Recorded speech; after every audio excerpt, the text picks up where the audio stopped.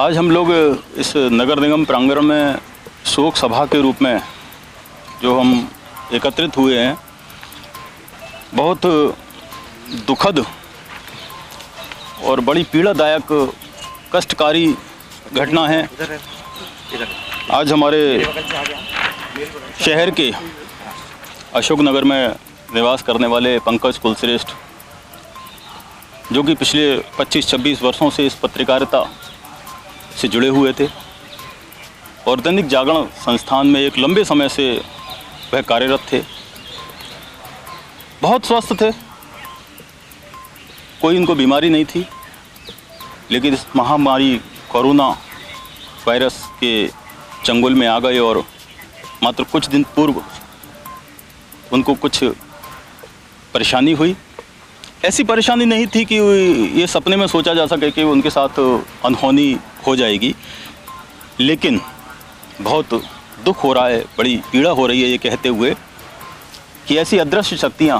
मैं उस corona virus को अदृश्य नहीं मानता, लेकिन जो यहाँ पर हैं, जो यहाँ जो शक्तियाँ हैं, चाहे वो जिला प्रशासन के रूप में हो, चाहे स्वास्थ्य महकमे के रूप में हो, उन जैसी अदृश्य शक्तियों ने, जिसको कि हम साक्षात देखते हुए भी इसलिए बयान नहीं कर सकते कि आज जिस व्यक्ति ने झेला, उस कष्ट को सहा, वो हमारे बीच में मौजूद नहीं है। जब वो व्यक्ति कोरोना से संक्रमित हुआ, उसको पता लगने में ही 6 से 7 दिन लग गए और इतनी बड़ी लापरवाही स्वास्थ्य विभाग की रही। पहली बार बताया गया कि उसकी रिपोर्ट खो गई है, गुम हो गई है। ये कैसा हो सकता है? ये क्या मजाक चल रहा है? इतनी गंभीर बीमारी की रिपोर्ट गायब हो जाना, और वो भी जबकि उनको लगता है कि ये पत्रकार है, इसकी तो खबर भी बिना बताए चल जाएगी। जब एक पत्रकार के साथ इस तरह की घटना हो गई और उसकी रिपोर्ट खो गई, फिर दोबारा कलेक्ट की गई, सैंपलिंग के बाद फिर रिपोर्ट मंगाई गई, पता लगी पॉजिटिव है, लेकिन इस बीच में उसको धक्के शब्द का इस्तेमाल हम ना करें, क्योंकि ये हमारी खुद की गरिमा के प्रतिकूल लगता है। लेकिन उनको भर्ती नहीं किया गया। आम आदमी होता तो उसके लिए हम धक्के शब्द इस्तेमाल कर लेते, लेकिन पत्रकार है, लेकिन उसको गोल मोल जवाब देकर के नहीं, आपको ज़रूरत नहीं है, होम क्वारंटाइन रहिएगा। जब बिल्कुल अंतिम स्थिति आ गई, कोरोना पॉजिटिव हो गया, आनंद फानंद में उनको भर्ती किया गया, लेकिन कोई व्यवस्था नहीं दी गई, कोई मेडिसिन नहीं दी गई, और परिणाम आज हमारे सामने है कि हमारे साथी पंकज कुलश्रेष्ठ इस काल की क्रूर गति के सामने हार गए और कुछ लोगों के इस कुत्सित प्रयासों के कारण वो आज हमारे बीच में नहीं है। हमने आज शोक संवेदना व्यक्त करते हुए उनकी शोक सभा की है। प्रदेश सरकार से सर्वप्रथम तो उनके परिजनों के लिए हमने मांग की है कि सरकार के लिए, वैसे तो हमारे शहर के सांसद, विधायक और यहाँ 2 राज्य मंत्री भी हैं, इन्होंने खुद भी पत्र लिख करके सरकार से मांग की है कि शोक संतप्त परिवार को 50 लाख रुपए से लेकर के 1 करोड़ रुपए तक का आर्थिक मुआवजा दिया जाए, उनकी पत्नी को सरकार में नौकरी दी जाए। लेकिन हम इसके साथ एक मांग और करना चाहेंगे कि साहब, जो सब कुछ जानते हुए एक पत्रकार के साथ हुआ, तो आम जनता की क्या हालत हुई होगी। ये योगी जी, माननीय प्रधानमंत्री मोदी जी इस सूबे की हालातों से भली भांति वाकिफ हों और ऐसे निष्कृष्ट, नालायक, निकम्मे अधिकारियों को हटाने का ही नहीं, बल्कि उनको निलंबित करने का और बर्खास्त करने का काम करें, जो कि जानबूझते हुए भी वो इस महामारी का मुकाबला करना तो दूर, बचते हुए नज़र आ रहे हैं। आज बड़ा दुर्भाग्य का विषय है कि हमारे एक साथी पंकज कुलश्रेष्ठ जी, जो आगरा में एक वरिष्ठ पत्रकार थे, वो हमारे बीच में नहीं है। जो कोरोना है एक अदृश्य शत्रु,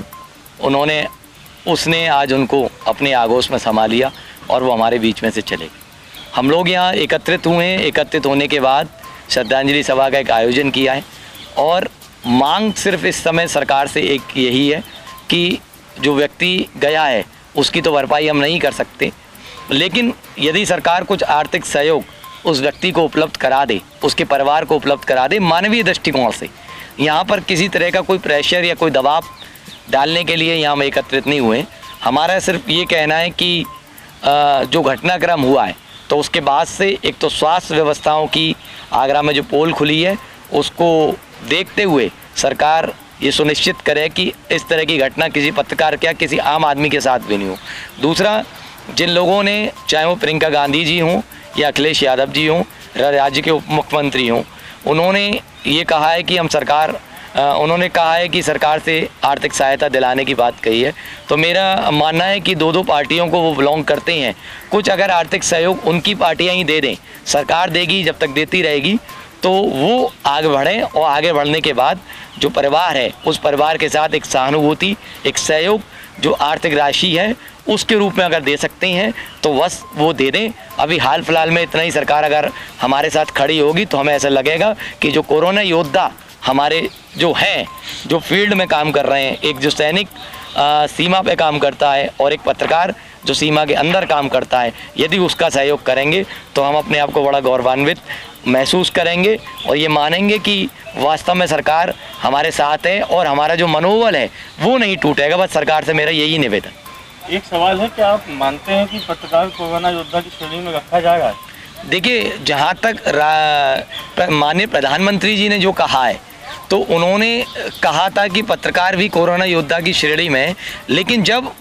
बीमा की बात आई तो बीमा सबका हुआ, पत्रकार का नहीं हुआ। तो मुझे ये लगता है कि कहीं ना कहीं जो भारत के प्रधानमंत्री हैं उनको भी इस बात को देखना चाहिए कि पत्रकार भी समाज का अंग है, वो भी समाचार लेकर आ रहा है और व्यवस्था वो सरकार के खिलाफ नहीं है, वो व्यवस्था के खिलाफ है। अगर वो कोई समाचार नकारात्मक भी प्रकाशित या प्रसारित कर रहा है तो वो सरकार के खिलाफ नहीं है, उस सिस्टम के खिलाफ है जो जिससे सरकार की इमेज खराब हो रही है, प्रधानमंत्री की जो इमेज खराब हो रही है, मुख्यमंत्री की जो इमेज खराब हो रही है, उसके